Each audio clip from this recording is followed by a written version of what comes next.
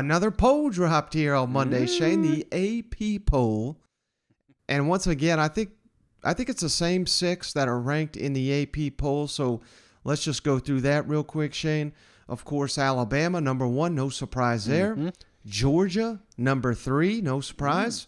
A&M, number 6. Come on now. A little bit more recognition. Yeah, a little bit more in this one. Arkansas, number 19. Come on now. They're higher in this poll as well. Kentucky, number 20. And how about these Ole Miss Rebels, Shane, down here at 21? They're getting a ton of respect out of these polls.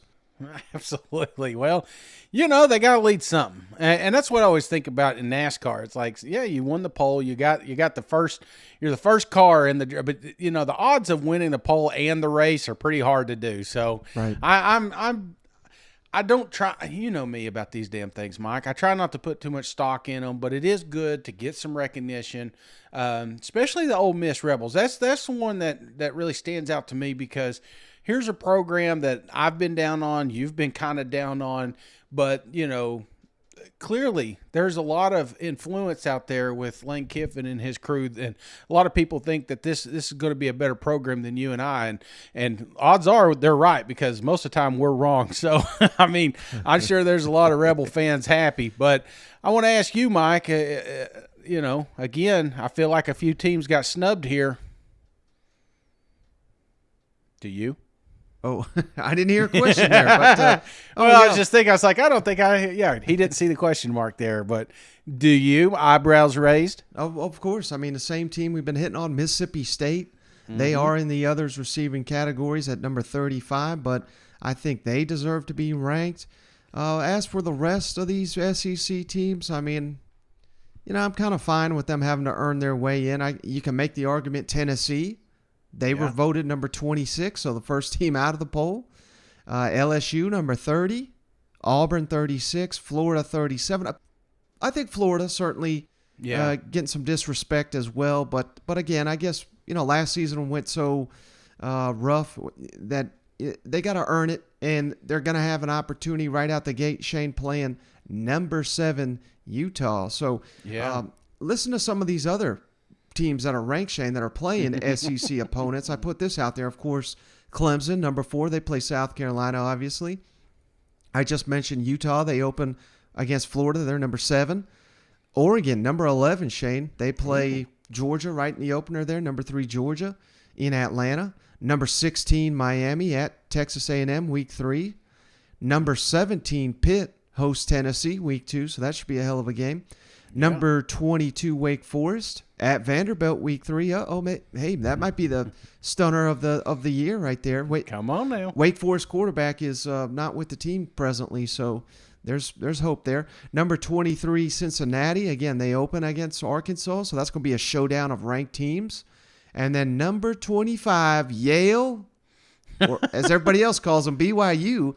They host Arkansas week 7, so hey, Arkansas's got that one hell of a gauntlet here. You know what? Absolutely, and that's what people will remember, though. Those out of conference games. If you could steal those, that's helping you. Look, these are top 25 wins. So I'm pumped up for this. I think it's a great opportunity, and I hate the polls, because you take a team like a BYU and you put them in the SEC, they're not a top 25 team, Mike. No. They're at the bottom, and that's nothing against their program. I know there's a lot of BYU, believe it or not, there's a lot of BYU fans that listen to the pod, but I don't know. I just think these are kind of dumb, because I'm like you with your power rankings. I think that's what nails it in this. We're going to talk about controversy. Those will be coming out soon. But neutral field, the one team A, team B, who comes away with the victory? And you tell me that, 6? Is that how many we got in the top 25? Yep, leads the way. The SEC's got 6, more than anybody. So you're telling me 19 other teams are better than the rest of the SEC programs? I find that hard to believe. No, sir. And then I got a couple other little nuggets here, Shane. Number 20, Kentucky. First time they're ranked in the AP poll in the preseason since 1978. Ooh, man, suck on that, Cal. You know what? Number 6, A&M. That's the second highest ranking for a team that finished unranked the year before. So still a ton of respect for the Aggies and everything Jimbo Fisher's got going. Mm-hmm. A little bit of a two-downer nugget, Shane. Florida and Florida State unranked. This is the first time since 1974 that both have debuted unranked in the AP poll. Of course, that could be changing in a hurry. They pull that upset against Utah. And then last but not least, LSU unranked in the poll. First time since 2000, so 22 years. It's wild, Isn't isn't that it? weird that you say 22 years? You know, when I always think 20 years, I think like the 80s, you know. 20 years ago. Damn, we're getting old, Mike. But, you know, I'm not worried about this because I truly think that some of this shakes out toward the end. And I think there's some teams that aren't on this poll that will be by the end of the season and vice versa.